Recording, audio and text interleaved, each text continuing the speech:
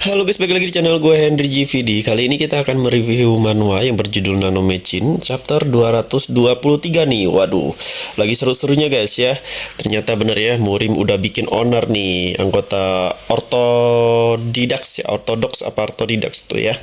Yang dimana masih nggak terima lah si sekte demonik ini membangun kuil di kerajaan atau kekaisaran. Makanya didatangin lah sama si berbagai aliansi.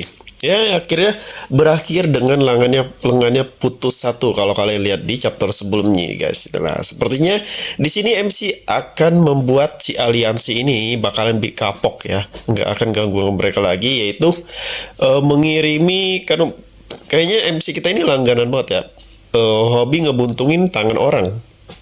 Buktinya semua hampir sama dia tuh rata-rata orang tuh kalau diperingati bukan dengan kata-kata ya, atau dengan rasa takut, tapi sekaligus langsung sama dia dibuntungin salah satu anggota badannya atau tubuhnya ya, seperti biksu sebelumnya. Nah, di sini sepertinya ini kan anggota biksunya pada ketangkap tuh ya, ketangkap semua.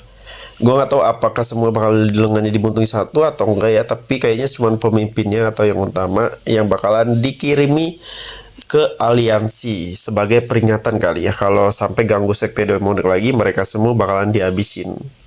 Berarti biksunya aja kerocok kayak gini, apalagi yang lain. Nah, lebih lucunya lagi, ada kan tuh yang di chapter sebelumnya dua pendekar yang mau ngelawan MC, yang udah ngeremin MC lah ibaratnya.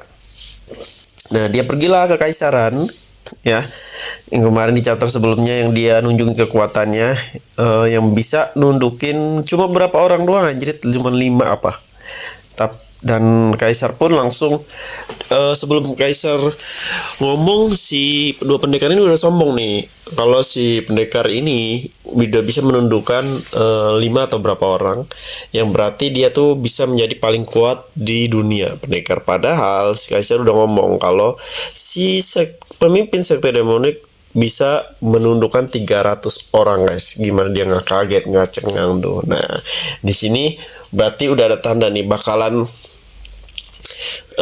tahulah kekuatan dari kultus atau pemimpin demon. Kalau dua orang ini masih ngeyel, kalau menurut gue dia masih ngeyel juga, masih kayak nggak percaya ya, ya udah, mereka bakal jadi babak belur atau tangannya juga ikut buntung guys, seperti si biksu ya.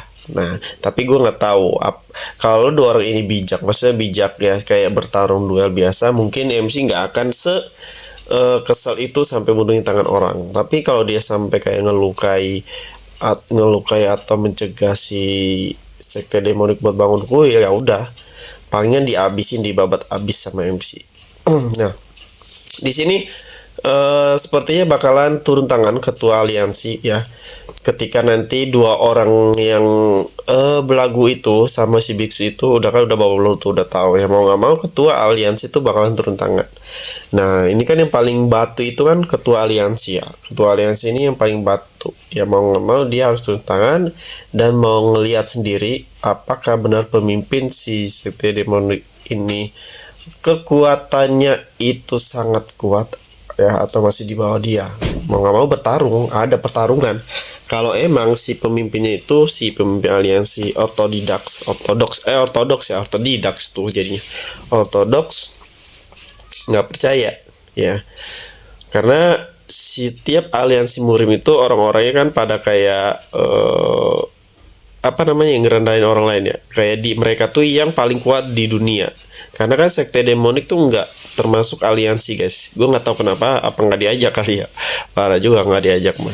Nah, tapi di sini guys, untuk sekte ini kan ada aliran Murim, ada aliran sesat lah, aliran putih. Nah, di sini kita belum diperlihatkan aliran sesat yang lain ya. Contohnya kan kayak ini sekte demonik dari gelap, kultus iblis gitu-gitu. Belum ada yang lain gitu, kultus-kultus lain ya. Gue nggak tahu apakah emang hanya sekte demonik doang ya, dari sisi yang dipandang gelap, atau ada lagi apa yang mungkin segini doang. Gue juga nggak baca novelnya, nggak upgrade banget ya, sepatu kalian bawa jadi bantu gue apakah ada dicerita di dalam sekte demonik ini tentang sekte lain yang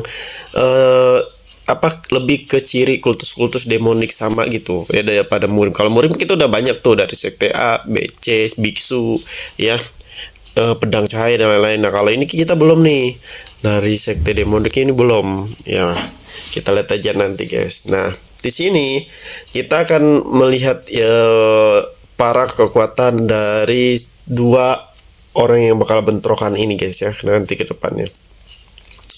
Nah untungnya pemimpin si sekte kultus demonik ini belum balik nih, dia masih kayak ngawasin. Mungkin dia udah tahu kali ya, udah kayak nggak akan selancar itu untuk ngebangun kuil di kekaisaran, karena di situ masih ada sekte ortodoks yang emang masih nggak terima ya, mau nggak mau mereka tuh harus bertaruh. Ini kan masih kayak 1 lawan 1 nih.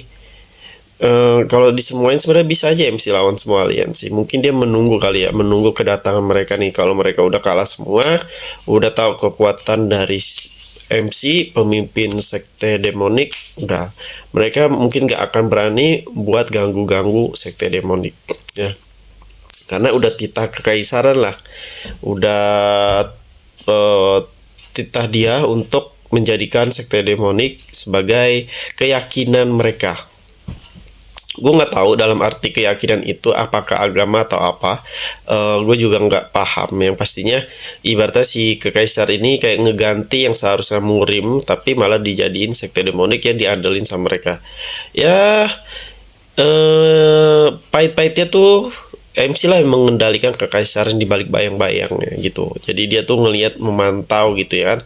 Takutnya si kekaisar juga ikut mengkhianat, sengaja ngancurin sekte demonik kayak si Blade God atau si Blade ya, atau Blade God ini. Nah apalagi di Blade God ini kita belum nemuin dari sisi Blade God yang dimana kan anggota dia udah separuh mati dibunuh sama MC. Nah ketuanya itu kan saat itu lagi kayak marah dan dia mau mau ke kekaisaran kayaknya. Gue nggak tahu apakah mau ke kekaisaran atau nanti dia balas dendam ke sekte demonik langsung ya, kita lihat aja sih nanti. Oke. Nah mungkin ini udah agak selesai, tinggal kayak mewarnai ya kan.